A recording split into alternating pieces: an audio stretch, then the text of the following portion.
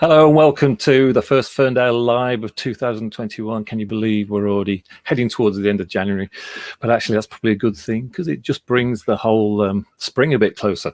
You'll be delighted to know I don't have two other people at podiums either side of me. I'm going to be the expert and I can mess my hair up more than if you like.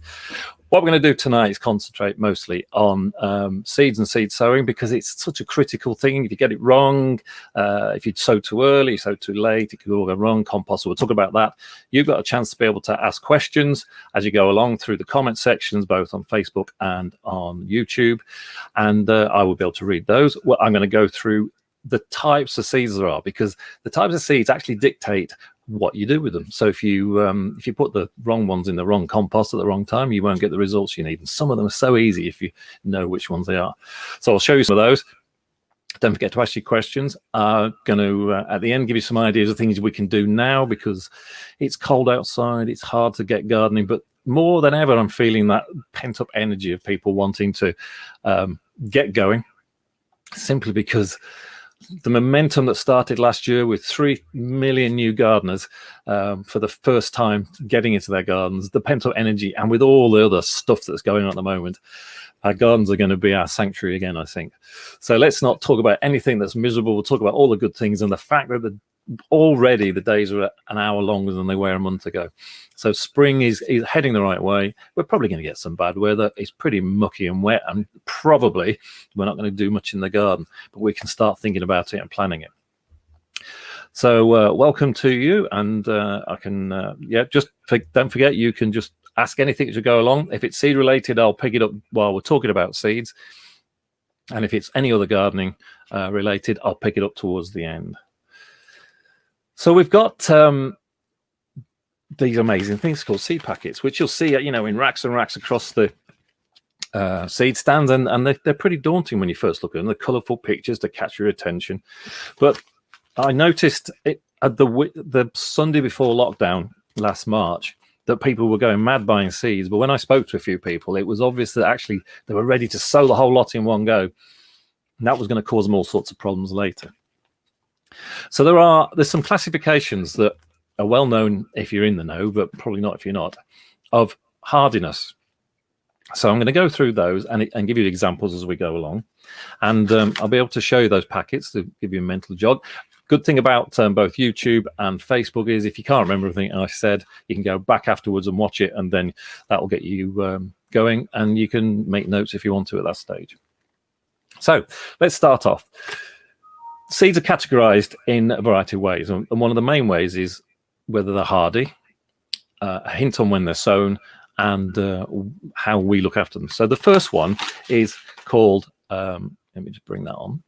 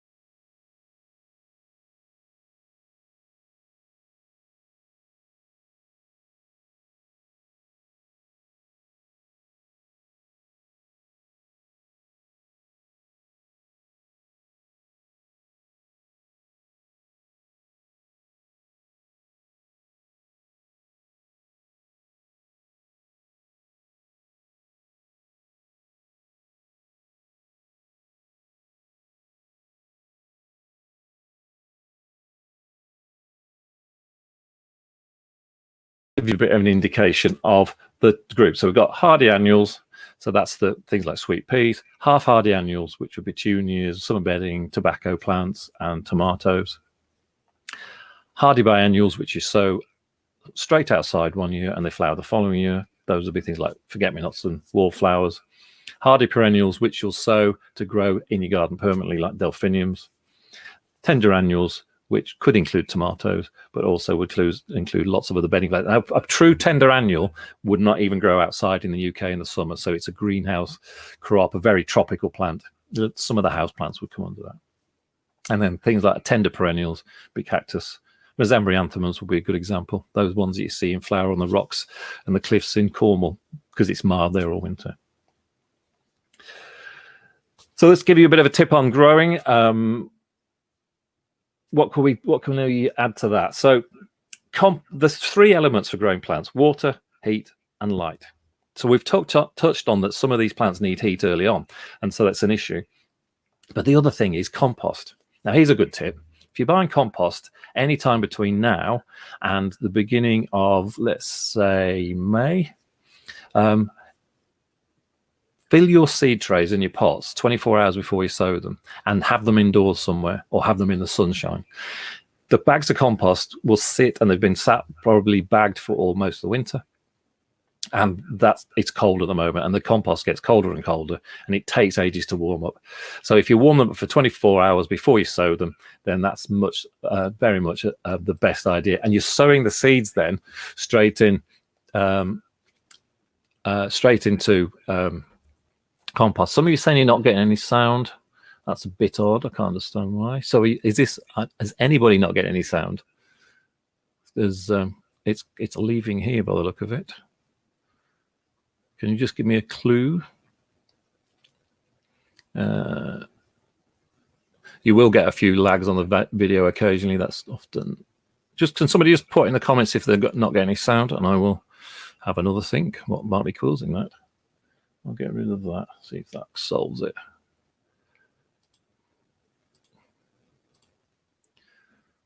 If you're still there, anybody still there? Are you getting this on YouTube? I apologize if you're not getting this. This is confusing to me. So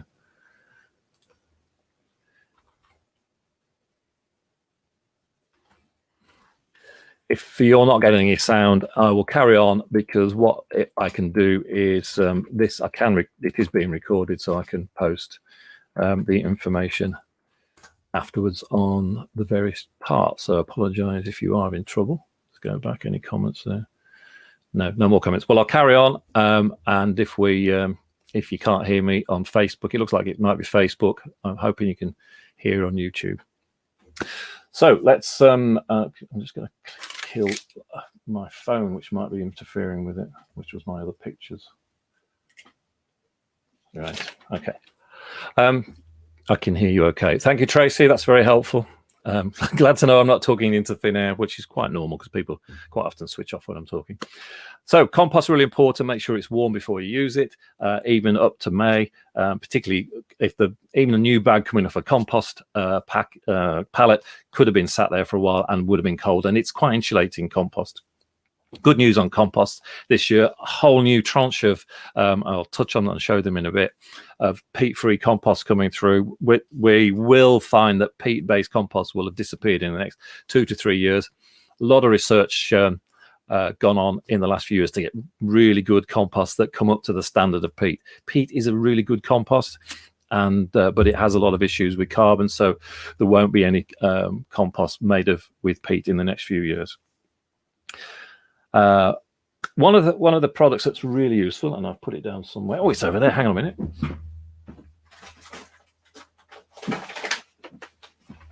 So talking of compost, a lot of people are using vermiculite a lot nowadays, and vermiculite is it's a rock type material from volcanic type rock that's very fibrous, very fine, and it's a really good additive to compost. It's already in many of the compost you buy. You don't actually have to add it unless you're seed sowing. It can be very useful. Some seeds, like petunias, actually need to have light to help them germinate, and you can actually sprinkle vermiculite or perlite over the top, and the light still gets through, and you still get this really good germination. So containers sometimes cause people a lot of confusion. So we've got traditional seed trays, which, you know, they're big, you know, they're over a foot long, they're, you know, they're bigger than a piece of paper. And if you've only got a few seeds, you don't want to be filling a seed tray like that. So this actually hasn't got any holes in, because it's a tray to sit these compartments into.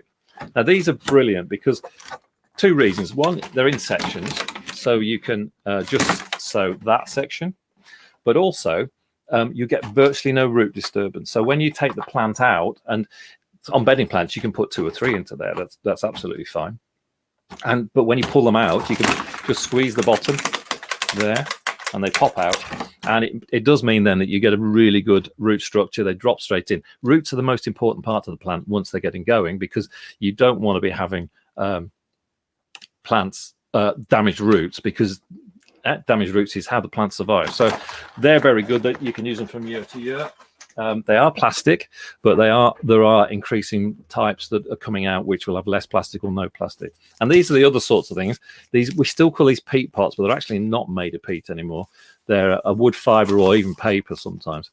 The great thing about these, you plant or sow directly into the top, and you can plant the whole thing into the ground. And as long as that's wet when it goes in and you keep it wet, the roots will actually come out of the sides. Stand them in seed trays, and dead easy to grow that way. Covers for them, and you'll find when you buy a kit like this one, there's also a cover over the top to like that. Now these are particularly good because the seeds must not dry out, and they act as a mini greenhouse, and they keep the humidity in there. But once they've come through, my advice is you then start to let some air in, otherwise they get too hot and they start to stretch. And I've got a picture somewhere which I'll find for you of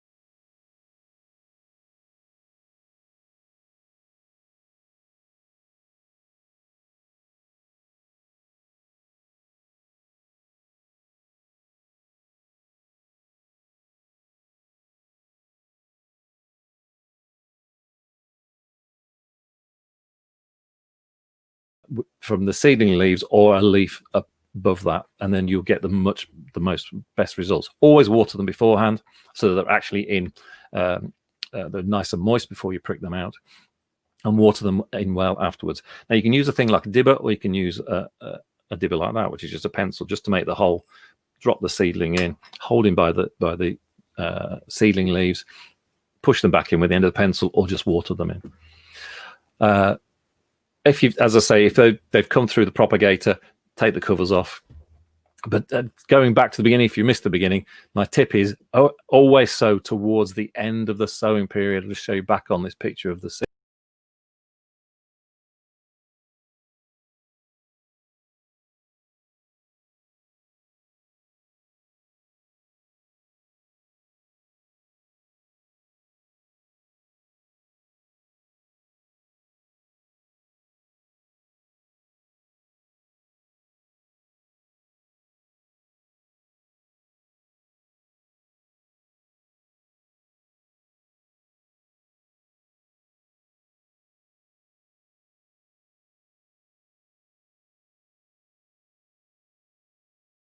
Advantage that Thompson and Morgan have introduced this range called microgreens.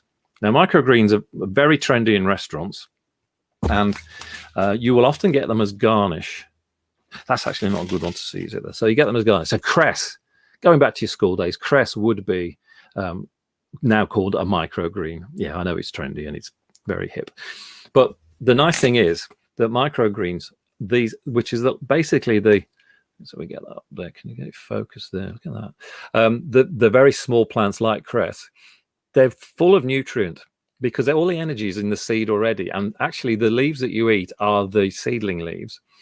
And these are the leaves that you would hold if you're pricking them out that I've just been talking about. But actually, they're full of flavor. They've got very intense flavors. They've often got a stronger flavor than the leaf. And you can chop them up in salads. The great thing is you can grow them on the windowsill. You can keep sowing them all the way through the year. In the pack like this, it's got 300 seeds for $2.99. So you can sow them little and often. You just get a pair of scissors like you did with cress when you were doing it at school. You can grow them on toilet rolls, not toilet rolls, the kitchen paper like that, or you can do it in compost. Grow them on the windowsill. Dead easy to do. Something to do in the cold, horrible winter. Thompson and Morgan have introduced 10 or 12 different types. So just the three I've got here: red cabbage, red Russian kale, and I'll pick 2 red cabbage up. But there's lots of different mazumas in there, which you can also grow on as salad leaves. That's the other thing you could be growing now, is salad leaves. With a salad leaf that you get in a bag, it's just basically a bigger leaf version. It's the next level of leaves that have grown from the seedling leaves. So need something to do, that's what you should start now. A couple of things you could also be doing this weekend if you actually do venture out. Pots on the patio and so on are looking a bit tatty. So the primulas are just starting to show their first flowers. They've been grown cold. We've brought them in tonight because it's a bit frosty. It doesn't damage the plants. It just knocks the flowers off occasionally. And if you didn't get your any bulb planted in the autumn, or if you didn't realize that's when you do it, lots of bulbs available now, ready grown. These are just starting to show their flowers coming through. And I always get so excited when the first snowdrop comes into flower. Oh, let's see if we can get that focused. My face is domineering it. So first snowdrops, I've seen some in gardens already. That's great.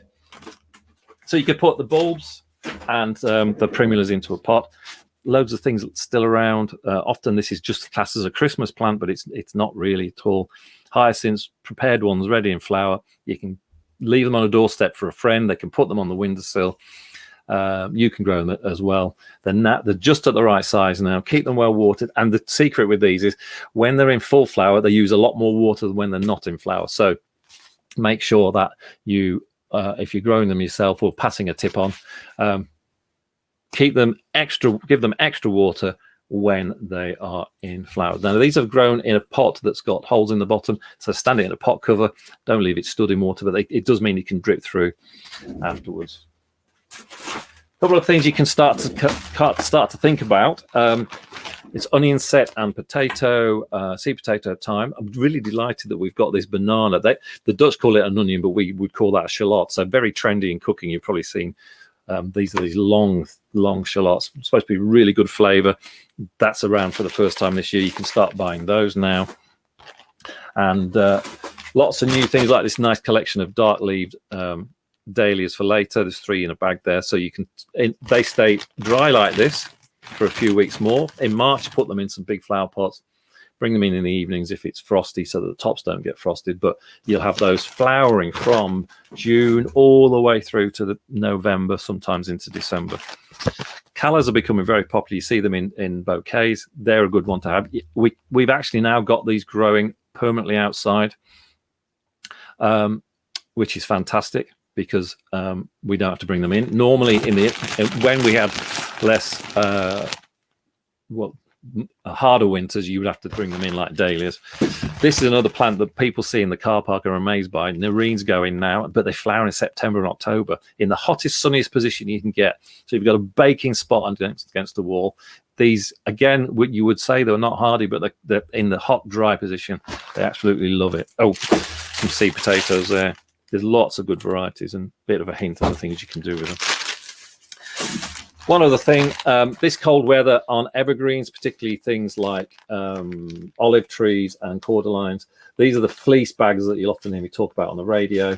And they've got a toggle on the bottom like a duffel bag, and you just put them on upside down duffel bag, pull the toggle up, and just that little bit of temperature rise and protection from the cold easterly winds will just give you that enough protection to get the Mediterranean plants through the winter. So no questions, but a few comments there. Glad that the sound came back on. Sorry if you didn't hear it earlier. You can go back in. One last thing that we've been working on like mad. We've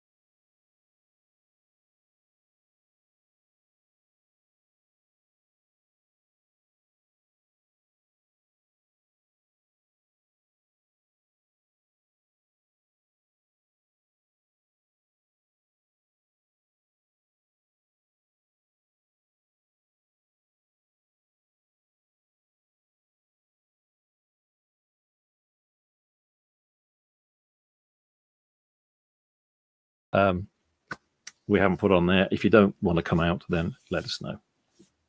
So thanks for being with us tonight. Share this with your friends, and I will come on about every 3 weeks. We'll try and give you a week's notice or up to a week's notice.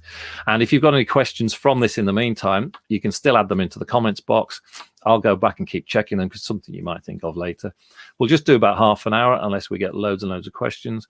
We won't keep you forever, but really thank you for joining in tonight, and wish you all the best, and keep safe, keep gardening. And remember, a lot of research been discovered in the last few weeks, long before we ever heard of that specific word that has issues at the moment, that gardening is good for your well-being.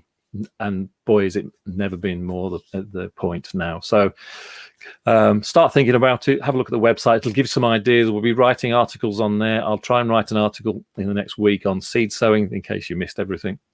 And we'll also put a reference back to this video. And any topics that you're interested in, let us know through the Facebook page. And if you need a bit more information, we'll either go and drag it from somebody else, or we'll write something so that it helps you through. We love to help people who are getting going.